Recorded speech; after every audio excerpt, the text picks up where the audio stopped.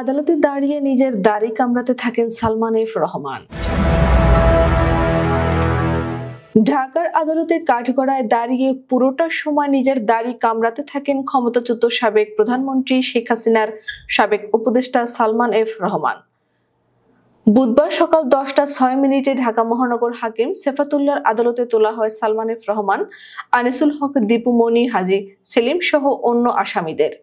এ সময় দেখা গেল হাজতখানার ভেতর থেকে মাথা নিচু করে সামনের দিকে আসছেন সাবেক প্রধানমন্ত্রীর বেসরকারি বিনিয়োগ ও শিল্প উপদেষ্টা সালমান এফ রহমান। এ সময় সালমান এফ রহমানের পরনে ছিল সাদা পাঞ্জাবি ও পাজামা। এ সময় হেলমেট, বুলেট প্রুফ জ্যাকেট ও হ্যান্ডকাপ পরিয়ে হাজতখানা থেকে বের করা হয়। হাত দুখানা পেছনে মোড়ানো, দু হাতেই হ্যান্ডকাপ পরা, মাথা নিচু করে তিনি আদালতে হাজির হন। এরপর তাদের বিভিন্ন মামলায় গ্রেফতার দেখানোর শুনানি শুরু হয়। এ সময় শুনানির পুরোটা সময় ধরে সালমান এফ রহমান নিজের দাড়ি ডান হাত দিয়ে ধরে মুখে নিয়ে কামড়াতে থাকেন। শুনানির শেষ পর্যন্ত তিনি নিজের দাড়ি হাত দিয়ে ধরে কামড়াতে থাকেন। শুনানিতে যাত্রাবাড়ী থানার হত্যা মামলায় তদন্ত কর্মকর্তা তাকে গ্রেফতার দেখানোর আবেদন করলে আদালত আবেদন মঞ্জুর করেন। এছাড়া যাত্রাবাড়ী থানার পৃথক কয়েকটি মামলায় সালমান এফ রহমান সহ 9 জনকে গ্রেফতার দেখানো হয়েছে। অন্যদিকে যাত্রাবাড়ী থানার পৃথক 2 হত্যা মামলায় সাবেক আইনমন্ত্রী আনিসুল হককে 6 দিন, সাবেক আইজিপি আব্দুল্লাহ আল মামুনকে এক হত্যা মামলায় 3 দিন রিমান্ড নিয়ে জিজ্ঞাসাবাদের অনুমতি দেন আদালত।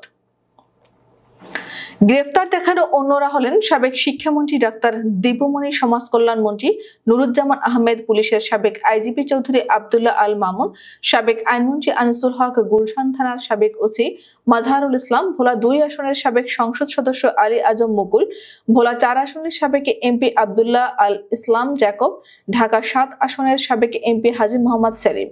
এর আগে 26 জানুয়ারি ঢাকার আদালতে সাবেক প্রধানমন্ত্রী শেখ হাসিনার উপদেষ্টা সালমান এফ রহমানের আইনজীবীদের বিরুদ্ধে একাধিক জাতীয় সংবাদপত্রের সাংবাদিকদের হেনস্থার অভিযোগ উঠেছে।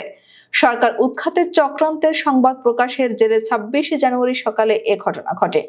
আসামিদের কাঠগড়ায় তোলার সঙ্গে সঙ্গে সালমান ও অন্য আসামিদের আইনজীবীরা কাঠগড়ার পাশে ঘিরে ধরেন। আগের মতোই সালমান সহ সব আসামি তাদের আইনজীবীদের সঙ্গে কথা বলতে থাকেন। এরপর বিচারক 10টা 12 মিনিটে এজলাসে ওঠেন। আদালতের শুনানি চলাকালে পেশাগত দায়িত্ব পালন করে একাধিক জাতীয় সংবাদপত্রের সাংবাদিককে হেনস্থা করে এজলাস থেকে বের করে দেন সালমানের আইনজীবীরা। এ সময় সাংবাদিকরা কেন এজলাস কক্ষে আছেন বলে উত্তেজিত হন তারা। এরপর ছবি ও ভিডিও করার অভিযোগ তুলে হেনস্থার চেষ্টা করে এজলাস কক্ষে বিশৃঙ্খলাও করেন তারা। এরপর 27 জানুয়ারি আদালতে এসে সরকারের বিপক্ষে বেক্সিমকো শ্রমিকদের মাঠে নামতে ও সাবেক প্রধানমন্ত্রী শেখ হাসিনার বার্তানুসারে সবাইকে প্রস্তুত থাকতে তার আইনজীবীদের নির্দেশনা দেন সালমান এফ রহমান।